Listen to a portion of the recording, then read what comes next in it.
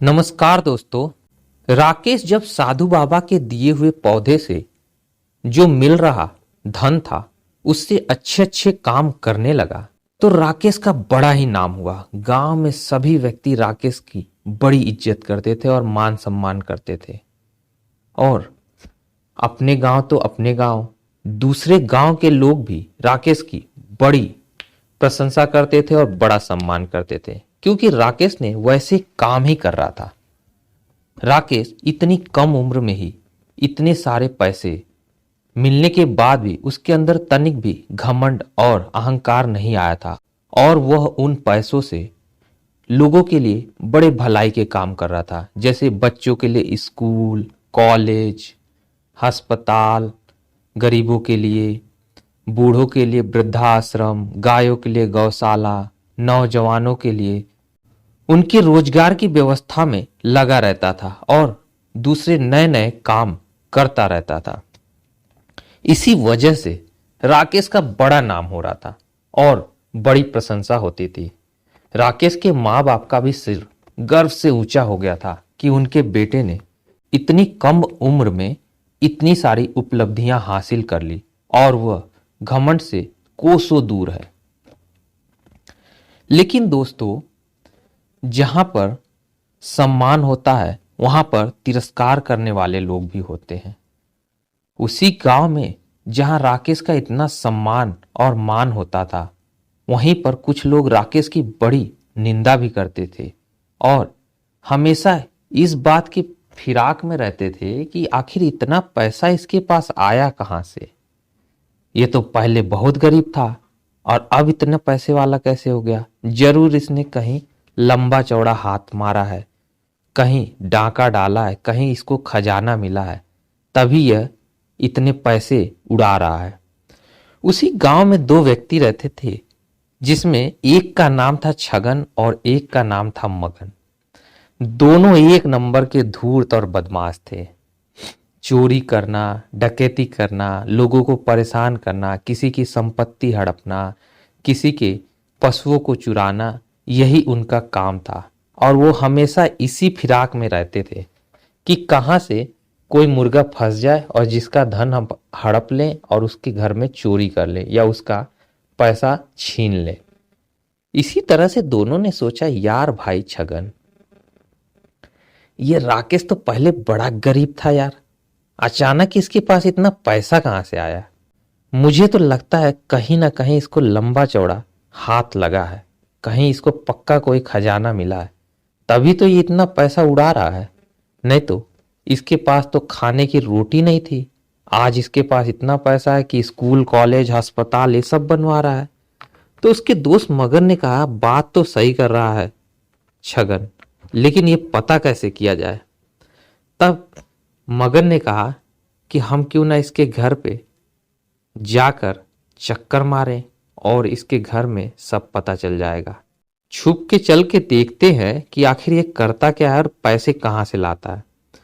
तो उसके दोस्त छगन ने कहा, ठीक है।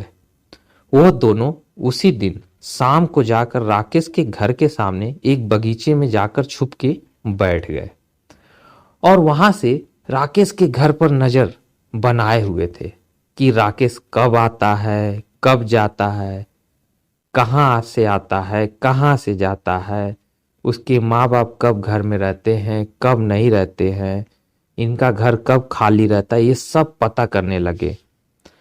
फिर इतना पता करने के बाद भी छगन ने मगन से कहा कि यार ये बात तो हो गई, हमने पता कर लिया कि ये लोग कब आते हैं, कब जाते हैं, घर कब खाली रहता है, लेकिन इसके घर में वो तिजोरी या वो खजाना कहाँ पे रखा है ये कैसे पता करें। इसके लिए एक जन को उसके घर में जाके बैठना पड़ेगा छुप के, कि तभी हमें पता चलेगा कि खजाना कहाँ रखा हुआ है, आखिर ये पैसा कहाँ से आ रहा है। ये तो कोई इतना काम भी नहीं कर रहा है कि चलो इसका बहुत बड़ा बिजनेस चल रहा है कि इतना पैसा लेके आया। तब मगन ने कहा, ठीक है। तो छगन ने कहा कि मैं आज रात को जाके छुप के बैठूंगा और खजाने को देख लूंगा कि कहाँ से निकाल रहा है, उसके बाद अपन लोग चोरी कर लेंगे। तो मगन ने, ठीक है जाओ और बैठो, मैं बाहर से नजर रखूंगा। छगन उसी दिन शाम को राकेश के घर में चुपके से जाके बैठ गया जब राकेश के घर में कोई नहीं था, और चुपके से एक कोने में जाके छुप गया जहां पर कोई आता जाता नहीं था। और वहां से यह इन लोगों की हरकतों पर नजर रखने लगा। राकेश आया अपने काम से, खाना पीना खाया, पौधे को पानी दिया और जाके अपने कमरे में सो गया। उसके माता पिता भी आए और खाना पीना खाया, अपने कमरे में सोने चले गए।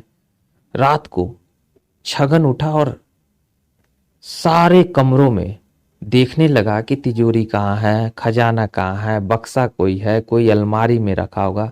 लेकिन उसने देखा कि यार घर पूरी तरह से खाली था, कहीं ना कोई तिजोरी थी, ना कोई बक्सा था, ना कोई खजाना था। छगन विचार में पड़ गया कि अरे भाई, इतना ना इसके घर में कोई तिजोरी है, ना बक्सा है, ना अलमारी है, तो ये पैसा कहाँ से आता है। उसने मगन को इशारा करके घर के अंदर बुलाया। मगन भी घर के अंदर आ गया और देखने लगा कि भाई ये पैसा कहाँ से आ रहा है। दोनों मिलकर ये देख रहे थे घर में तो कुछ है ही नहीं, तो पैसा कहाँ से आता है। तब उन दोनों की नजर उस पौधे पे पड़ी जो एक कोने में रखा हुआ था। वह पौधा अपने आप में ही एक चमकीला सा पौधा था, जैसे कि मानो उसमें कोई रोशनी चल रही हो, क्योंकि वो चमत्कारी पौधा भी था। छगन और मगन ने सोचा कि यार पैसे वैसे तो है नहीं, हम झूठे इसके ऊपर शक कर रहे थे, लेकिन कुछ ना कुछ तो है। ऐसा करते हैं, इस पौधे को ही उठा के ले चलते हैं, ये पौधा मुझे कुछ जादुई सा महसूस हो रहा है। तो मगन ने कहा ठीक है यार, चल उठा के ले चल, जो कुछ नहीं मिला चलो इस पौधे को ही ले चलते हैं। जैसे छगन और मगन उस पौधे के पास गए और उस पौधे को उठाने की कोशिश की, वह पौधा एक बड़े से सांप में बदल गया और फन उठाकर खड़ा हो गया और इन दोनों को मानो डसने के लिए तैयार है। छगन और मगन डर के मारे कांपने लगे। बोले, छगन ने कहा मगन से, अरे यार ये क्या है, ये तो जादू है, ये पौधा सांप में कैसे बदल गया। चल मगन भाग यहां से, वरना ये हमें काट लेगा। छगन ने भी बोला कि नहीं चलो भागो यहां से, यहां तो जादुई खेल हो रहा है, यहां हम आके फंस गए। दोनों चोर वहां से उल्टे पांव भागे और इतना जोर से भागे कि गांव के बाहर निकल गए। फिर वह सांप फिर से पौधे में बदल गया और जैसे कि तैसे वहां पे खड़ा हो गया। जैसे वो पौधा पहले जैसे रखा रहता था वैसे फिर से हो गया। सुबह हुई, राकेश उठा और पौधे के पास आकर प्रणाम किया और जो सोने के सिक्के पड़े हुए थे उन्हें उठाया और अपने काम पे निकल गया। और राकेश के माता पिता भी उठे और अपने दिनचर्या में लग गए। इस तरह से उस दिन चोरी करने आए चोर राकेश के पौधे को वापस भागना पड़ा अपनी जान बचाकर। उम्मीद है दोस्तों वीडियो आपको पसंद आई हो तो लाइक और सब्सक्राइब जरूर कीजिएगा। मिलते हैं अगले भाग में, तब तक के लिए धन्यवाद।